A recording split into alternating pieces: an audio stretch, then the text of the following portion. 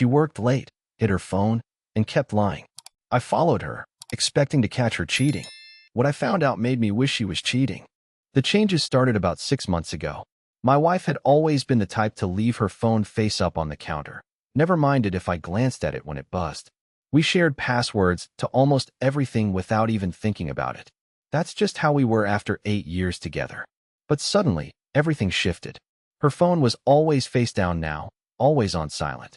She'd take it with her to the bathroom, to get a glass of water, even just to check the mail. When I'd walk into a room while she was texting, she'd quickly close whatever she was looking at and give me this bright, fake smile that made my stomach turn. The late nights at work started around the same time. She'd always had a pretty regular schedule, home by 6 most nights, but now she was calling at 7 saying she'd be another hour, then texting at 8 saying she was grabbing dinner and would be home late. Sometimes she wouldn't get home until after 10, claiming she'd gotten caught up in meetings or had to finish some urgent project. I tried to be understanding at first. Work gets crazy sometimes, everyone knows that. But when I'd ask about these big projects she was working on, she'd get vague and change the subject. She used to tell me everything about her day, complaining about difficult clients or celebrating small wins. Now she'd just say it was fine and ask what I wanted to watch on TV. The worst part was how distant she'd become in bed. We'd never been the couple that couldn't keep their hands off each other, but there had always been this warmth between us, this easy intimacy. Now she'd turn away when I tried to kiss her goodnight, claiming she was too tired or had a headache. The few times we were intimate, she seemed distracted, like her mind was somewhere else entirely. I started noticing other little things too. She'd bought new underwear and hidden the shopping bags in her car, instead of bringing them in like she usually did. She'd started working out more, not in an obvious way, but I'd catch her doing squats in the living room or going for runs when she thought I wasn't paying attention. She'd always been beautiful, but now she seemed to be putting extra effort into her appearance, wearing makeup on days when she used to go barefaced. The paranoia was eating me alive. I'd lie awake at night while she slept next to me, scrolling through every interaction we'd had recently, looking for clues I might have missed. I'd analyze her tone when she said she loved me, wondering if it sounded different than it used to. Every time she laughed at something on her phone, I wondered who was making her smile like that. I tried dropping hints, asking if everything was okay, if there was anything she wanted to talk about. She'd always brush me off, saying everything was fine, that she was just stressed about work. But I could see something in her eyes, this guilt and sadness that she couldn't quite hide. The breaking point came on a Tuesday evening. She'd called to say she was working late again, probably wouldn't be home until after 9. I decided to surprise her with takeout from her favorite Thai place, thinking maybe a romantic gesture would help us reconnect. When I got to her office building, the security guard told me the building had been closed since 6. Her floor was completely dark. I sat in my car in the parking lot for 20 minutes, just staring at the empty building, feeling like the ground had fallen out from under me. All the suspicions I'd been trying to push away came flooding back, but now they felt real and heavy and undeniable. I drove home in a daze and pretended to be asleep when she got home at 9:30. She slipped into bed quietly, and I could smell unfamiliar soap on her skin, a scent that definitely wasn't from our bathroom. I lay there listening to her breathing, wondering how long this had been going on and how I'd been so blind to it. The next few days were torture. I kept catching myself studying her face, looking for signs of deception or guilt. She seemed more anxious than usual, checking her phone constantly and jumping whenever it buzzed.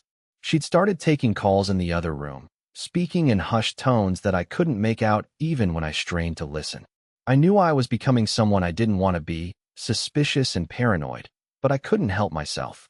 I started paying attention to her schedule, noting when she left and when she came home. I checked the mileage on her car and tried to figure out where she could be going that would put those extra miles on it. The worst part was how normal she acted when we were together. She'd make dinner and ask about my day, laugh at my stupid jokes, curl up next to me on the couch to watch movies. It was like nothing had changed, except everything had changed, and I was the only one who seemed to notice. I thought about confronting her directly, but every time I worked up the courage, I'd chicken out. What if I was wrong? What if there was some innocent explanation for all of this, and I ruined our marriage by accusing her of something she didn't do? But what if I was right, and she was having an affair? The uncertainty was killing me. Finally, I made a decision that I'm not proud of. I called in sick to work and decided to follow her. I knew it was wrong, knew it was a violation of her privacy and our trust, but I couldn't stand not knowing anymore. I needed to see for myself what was going on. She left the house at her usual time, around 8:15, but instead of heading toward her office, she took a completely different route downtown. I followed at a distance, my hands shaking on the steering wheel, my heart pounding so hard I could hear it in my ears. She parked in front of a sleek glass building that I didn't recognize. I watched her check her reflection in the car mirror, take a deep breath, and walk inside. The building directory was visible from the street, and I could see it housed various medical offices and specialty clinics. I sat in my car across the street, feeling confused and anxious. Maybe she was sick? Maybe she'd been hiding a health problem from me? That would explain the secrecy, the stress, the distance. My mind started racing with possibilities, most of them scary. About 2 hours later, she emerged from the building with a man I'd never seen before. He was older, maybe in his 50s, wearing a white coat that suggested he was a doctor. They stood on the sidewalk talking for a few minutes, and I could see her wiping her eyes like she'd been crying. Then he gave her a brief hug, the kind of professional, comforting embrace a doctor might give a patient, and she walked back to her car. I waited until she drove away before I got out of my car and walked up to the building directory. The third floor housed something called the Reproductive Medicine Center. My blood ran cold as I read the words fertility clinic underneath. Update 1. The drive home was a blur. My mind was spinning with questions and possibilities, none of them making complete sense. Was she sick? Was there something wrong with her reproductive system that she was too scared to tell me? We'd talked about having kids someday, but it was always someday, never now. We'd been together for 8 years, married for 4, and the topic had come up occasionally, but never urgently. I got home before she did and tried to act normal, but my hands were shaking as I made coffee. When she walked through the door, she looked emotionally drained, her eyes red-rimmed like she'd been crying in the car. She claimed she had allergies when I asked if she was okay. That night, I couldn't sleep. I kept thinking about the fertility clinic, trying to piece together what it could mean. Maybe she'd been trying to surprise me. Maybe she'd been secretly trying to get pregnant and hadn't been successful. But that didn't explain the secrecy, the lies about working late, the distance between us. The next morning, after she left for work, I did something I'd never done before. I searched through her things. I felt terrible about it, but I needed answers. In her dresser drawer, hidden underneath some old sweaters, I found a folder filled with medical paperwork. The documents were from the fertility clinic, but they weren't what I expected. They were test results, treatment plans, appointment schedules. As I read through them, a picture started to emerge that made my stomach drop. She hadn't been trying to get pregnant. She'd been getting tested because she thought she was infertile. According to the paperwork, she'd been experiencing irregular periods and had convinced herself that something was wrong. The test showed that she was completely healthy, perfectly capable of having children. But there were other test results in the folder, ones that made me sink into the chair by her dresser. The male fertility analysis showed severe issues. Low sperm count, poor motility, genetic factors that would make natural conception nearly impossible. The name on the report was mine. She'd somehow gotten me tested without my knowledge. I sat there staring at the papers, feeling like the room was spinning. How had she gotten my medical information? When had I been tested? Then I remembered the routine physical I'd had about 6 months ago, how she'd insisted on coming with me, how she'd chatted with the nurse while I was getting blood drawn. She must have requested additional tests, maybe told them it was for insurance purposes or something. The betrayal hit me in waves. She'd had me tested without my consent, found out I was the one with fertility issues, and then had been secretly trying to figure out what to do about it. All those late nights, all that secrecy, she'd been dealing with this knowledge alone. But why hadn't she told me? Why all the lies and deception? I kept reading through the paperwork, looking for clues. There were pamphlets about sperm donation, about IVF procedures, about adoption. She'd been researching all our options without including me in any of it. I found a journal buried deeper in the drawer, and even though I knew I shouldn't, I opened it. Her handwriting filled page after page with thoughts and fears I'd never heard her express. She wrote about how devastated she'd been to learn about my condition, how she'd cried in the clinic bathroom for an hour after getting the results. She wrote about being terrified to tell me, afraid that I'd feel broken or inadequate. One entry, dated just a few weeks ago, broke my heart. She wrote about how she'd been pulling away from me physically because she was afraid that every time we were intimate, I'd be disappointed when nothing happened. She thought she was protecting me from that disappointment by removing the possibility altogether. Another entry talked about her plan to secretly undergo treatments to increase our chances, to handle all the medical appointments and procedures herself so I wouldn't have to deal with the stress and embarrassment of infertility treatments. She wanted to present me with a solution, not a problem. The most recent entry was the most devastating. She wrote about how guilty she felt for lying to me, how she could see that I was becoming suspicious and paranoid, how she was afraid she was destroying our marriage in her attempt to save it. She wondered if she should tell me the truth, but she was terrified of how I'd react. I closed the journal and put everything back exactly where I'd found it, but my hands were shaking so badly I could barely fold the papers properly. I felt angry and hurt and confused and grateful all at the same time. She'd violated my privacy and lied to me for months, but she'd done it out of love and a misguided attempt to protect me. I spent the day pacing around the house, trying to figure out what to do with this information. Should I confront her? Should I pretend I didn't know and wait for her to tell me? Should I be angry about the deception or touched by her intentions? When she came home that evening, she looked exhausted and stressed. She'd stopped at the grocery store and made my favorite dinner, probably feeling guilty about whatever appointment she'd had that day. We ate in relative silence, both of us lost in our own thoughts. After dinner, she curled up next to me on the couch, something she hadn't done in weeks. I could feel her tension, the way she was holding herself like she wanted to say something but couldn't find the words. I almost told her I knew, almost broke down and admitted what I'd discovered, but something held me back. That night, she fell asleep in my arms for the first time in months, but I lay awake staring at the ceiling, wondering how we'd gotten to this point and how we were going to find our way back to each other. Update 2. I decided to give her a chance to tell me herself. Over the next week, I tried to create opportunities for her to open up, asking gentle questions about her stress levels and whether there was anything on her mind. But she just kept insisting everything was fine, even as I could see the weight of her secret eating away at her. She was getting thinner, not eating much at meals, and I'd catch her staring off into space with this heartbroken expression. She'd started having trouble sleeping too, tossing and turning next to me, sometimes getting up in the middle of the night to sit by the window in the dark. The lying was getting more elaborate. She'd started creating fake work scenarios to explain her absences, mentioning colleagues I'd never heard of and projects that didn't make sense based on what I knew about her job. I could see how much it was costing her to maintain the deception, but she seemed trapped by it now, too deep in to find a way out. Then something happened that changed everything. I was at the grocery store, just picking up some basics, when I ran into someone from her office. We'd met at a few company parties over the years, and she recognized me immediately. She made casual conversation, asking how I was doing, and then mentioned how nice it must be to have my wife working from home so much lately. I felt my stomach drop. Working from home. She'd been leaving the house every day, dressed for the office, carrying her work bag. I managed to keep my composure and made some vague comment about the flexibility being nice, but inside I was reeling.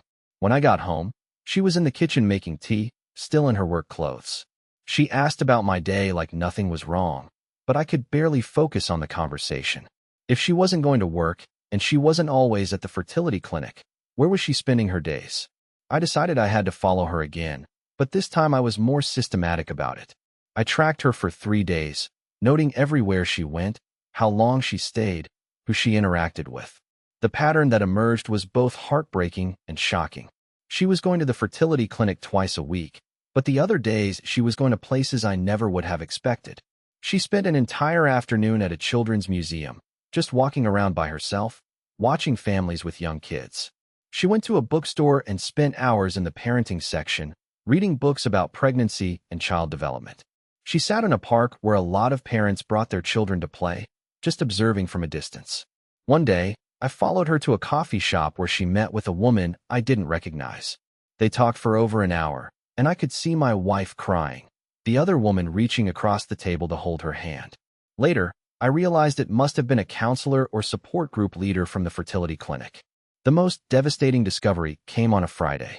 She drove to a residential neighborhood about 20 minutes from our house and parked outside a modest 2-story home. She sat in her car for almost an hour, just staring at the house. Eventually, a young woman came out with a toddler, loading him into a car seat and driving away.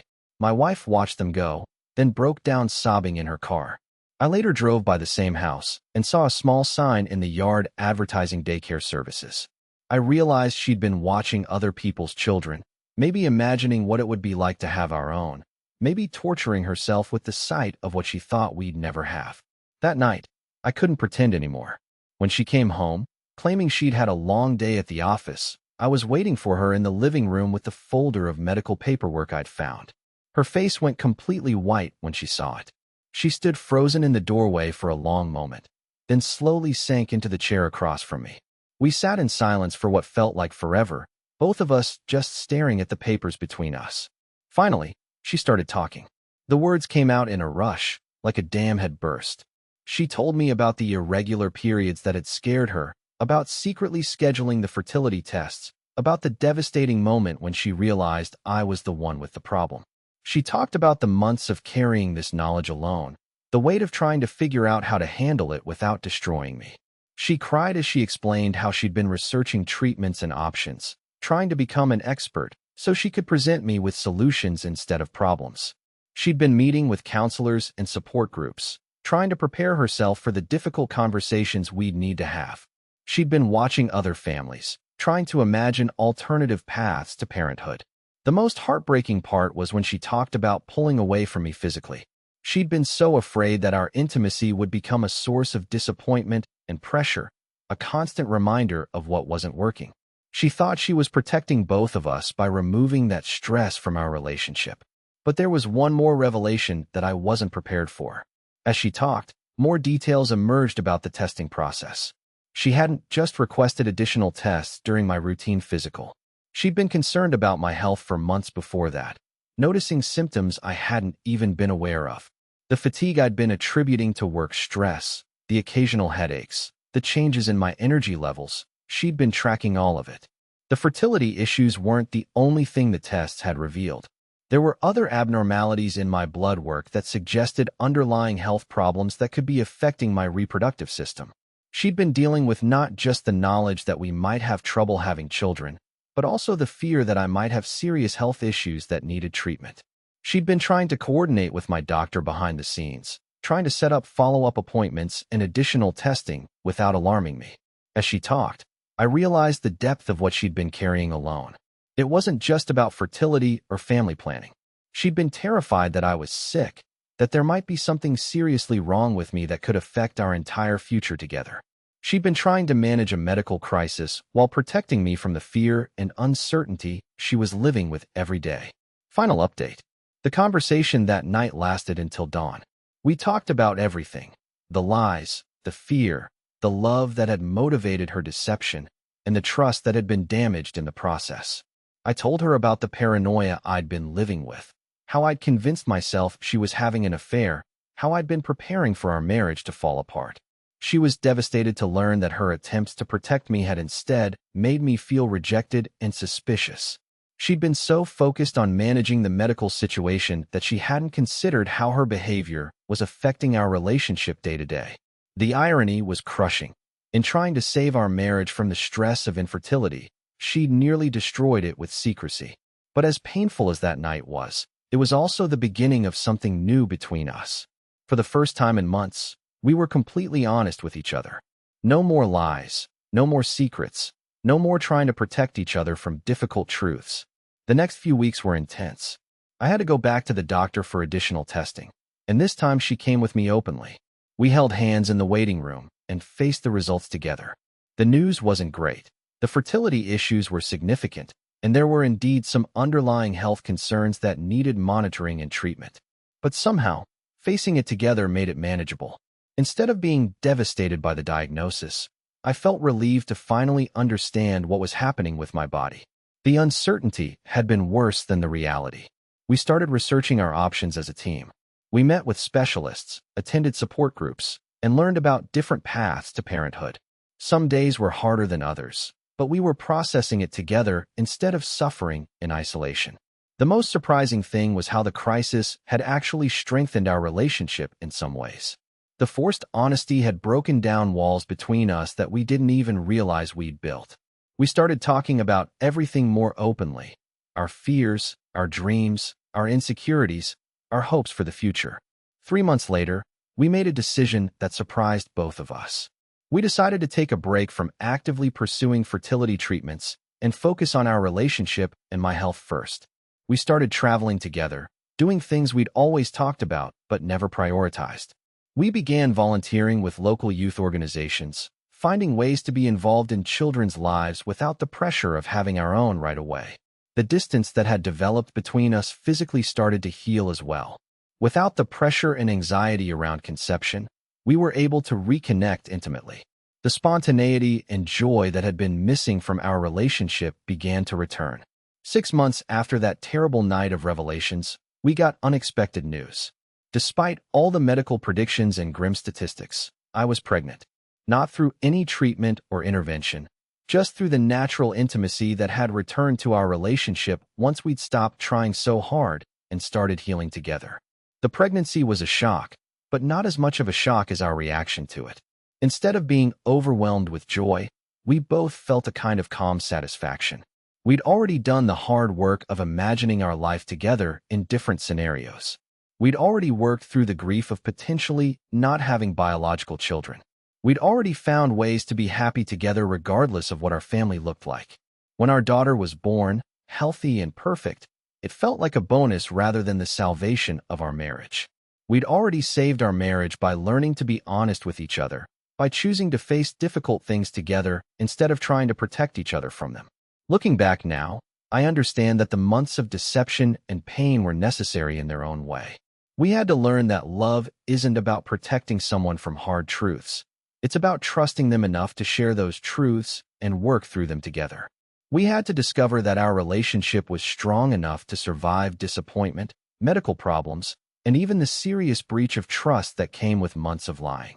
The woman who used to hide her phone and make up stories about working late is gone. In her place is someone who tells me when she's scared, when she's struggling, when she needs support. And I've learned to ask for help instead of assuming I need to handle everything on my own. Our daughter is 2 now, and we're actually trying for a second child. This time, we're doing it with full knowledge of the challenges we might face, with a team of doctors who know our history, and with complete honesty between us. Whether it happens naturally or requires intervention, we know we can handle it together. Sometimes I think about that night when I sat outside her office building, convinced my marriage was over, convinced she was betraying me with someone else. In a way, she was betraying me, but not in the way I thought. She was betraying me by not trusting me enough to share her fears and struggles. And I was betraying her by not creating a safe enough space for her to be vulnerable with me. The real revelation wasn't about fertility or health problems, or even about the elaborate deception she'd constructed. It was about what we were both capable of when we stopped trying to protect each other and started trusting each other instead. That trust, rebuilt from the ground up, has been the foundation for everything good that's happened since.